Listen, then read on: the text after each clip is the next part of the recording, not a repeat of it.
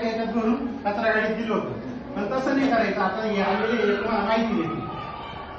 अच्छा, प्लास्टिक नुकसानदायक है, ये सबको पता है ना? प्लास्टिक से नुकसान होता है. गोदावरी में तुमने देखा होगा, कोई भी नदी में देखो, ज्यादातर प्लास्टिक का कचरा होता है. तो ये कचरा कौन करता है?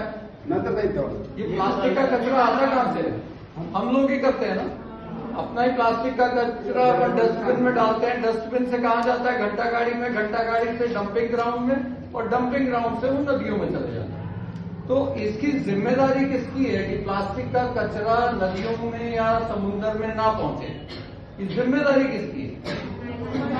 अपनी है ना. तो उसके लिए दो छोटे छोटे से आपको काम करने हैं.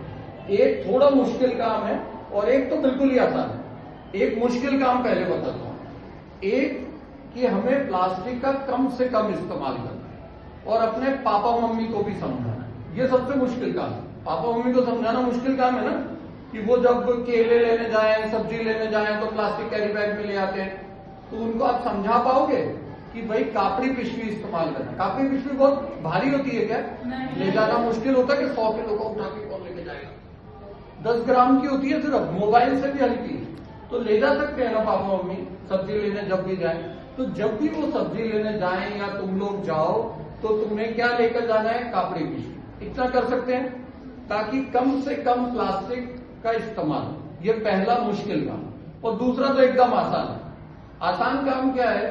SSG, बस ये याद रखना है. S मतलब साफ प्लास्टिक, S मतलब सूखा प्लास्टिक, और G मतलब घर का प्लास्टिक. ये 3 चीजें याद रखो. जो भी तुम्हारे घर पे प्लास्टिक है जो खराब हो चुका है, जो काम का नहीं है, जैसे मान लो तुम्हारे पेन का ढक्कन है, पेन खत्म हो गया, पेन और पेन का ढक्कन वो हम डस्टबिन में डाल देते हैं. उसकी बजाय उसको तुम एक डब्बे में संभाल के रखो. 1 महीने तुम्हारे घर में रहेगा और फिर जिस दिन हम लोग यहाँ पे इकट्ठा करने आएंगे तुम्हें स्कूल में ले आना. ये कर पाएंगे? एकदम आसान काम है. इस प्लास्टिक को हम लोग लेकर जाए. हम क्या करेंगे इस प्लास्टिक को? तुम मालूम प्लास्टिक बनता कैसे? पेट्रोलियम से. जो पेट्रोल डीजल आता है ना, उसी से प्लास्टिक बनता है. तो ये जो बचा हुआ प्लास्टिक है ना, इसको रिसाइकल करके हम वापस पेट्रोल बना देंगे. तो कितना आसान है ना. अगर तुम यहाँ पे प्लास्टिक लाके दे दोगे, हमारी गाड़ी आएगी, मतलब नगर पालिका की गाड़ी, उसमें हम ले जाएंगे और डंपिंग ग्राउंड में हमने एक मशीन लगाई है जिसको रिसाइकल करके वापस इसका ऑयल बन जाता है. और उससे क्या होगा? हमारी गोदावरी साफ करेगी. गाय बकरी तुमने देखा होगा वो प्लास्टिक के साथ खा लेती है और फिर मर जाती है. हम कभी खाते हैं क्या प्लास्टिक? कभी देखा है किसी को कुरकुरे का पैकेट खोला, कुरकुरे खाए, बाद में कुरकुरे का पैकेट भी खा लिया? हम नहीं खाते ना. क्यों? हमारे पास दिमाग है, हमें मालूम है प्लास्टिक बुरी चीज है, इसलिए हम नहीं खाते. लेकिन गाय को मालूम है क्या? तुम्हारी वजह से गाय मर जाती है. ये हमें रोकना है. अगर घर में कोई भी खाने का सामान बच गया है तो हम क्या करते हैं, या मम्मी क्या करती है, उसको प्लास्टिक में डालती है, लपेटती है और डस्टबिन में डाल देती है. अब वो डस्टबिन जहां खाली होगा वहां पर अगर गाय देखेगी खाने की चीजें तो वो खोल थोड़ी सकती है. वो क्या करेगी? पूरा का पूरा खा जाएगी और प्लास्टिक उसके पेट में जमा हो जाएगा और वो पेट से कहीं बाहर नहीं जाता, वो पेट के अंदर इकट्ठा रहता है और फिर उसकी डेथ हो जाती है. क्योंकि वो बाहर तो निकाल नहीं सकती प्लास्टिक को, वो अंदर ही जमा होता है. तुम एक पैकेट प्लास्टिक का खा सकते हो कभी?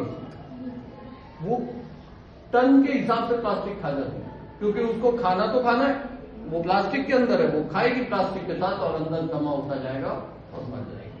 ऐसे ही जो प्लास्टिक नदियों में होता है वो कहाँ जाता है? समुद्र में.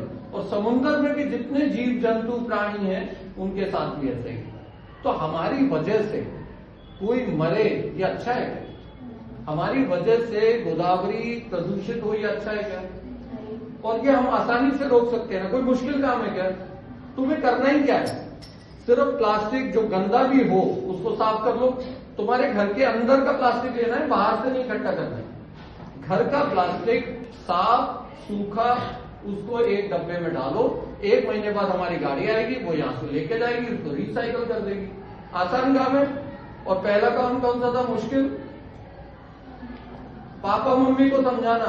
जैसे हम बाइक लेके, पापा मम्मी बाइक चलाते होंगे ना, पेट्रोल भरवाने कैसे लेके जाते हैं? बाइक लेके जाते हैं कि प्लास्टिक में ले आते हैं पेट्रोल? तो ऐसे ही जब सब्जी लेने जाना है तो कापड़ी मिश्री लेके जाओ। जैसे पेट्रोल भराने जब जाते हैं तो बाइक लेकर जाते हैं तो ही पेट्रोल मिलता है ना, कभी देखा है किसी को प्लास्टिक में? तो सेम ऐसे ही जब सब्जी या फल फ्रूट लेने जाना है तो पापा मम्मी को बोलो कापड़ी मिश्री लेकर ही जाए। तो दो काम तुम्हें करने हैं। इससे हम लोग एक अच्छा संदेश दे पाएंगे। जो कुंभ समागम होने वाला है अगले साल, पता होगा सबको, तो कुछ उससे फायदा होना चाहिए ना हमें। तो उससे ये फायदा होगा कि पूरे विश्व में ये संदेश जाएगा कि कुंभ समागम में हमने ये प्रतिज्ञा ली थी कि हम प्लास्टिक को नासिक से पूरी तरह हटा देंगे, और अगर एक शहर से हटेगा तो पूरे विश्व में ये संदेश जा पाएगा।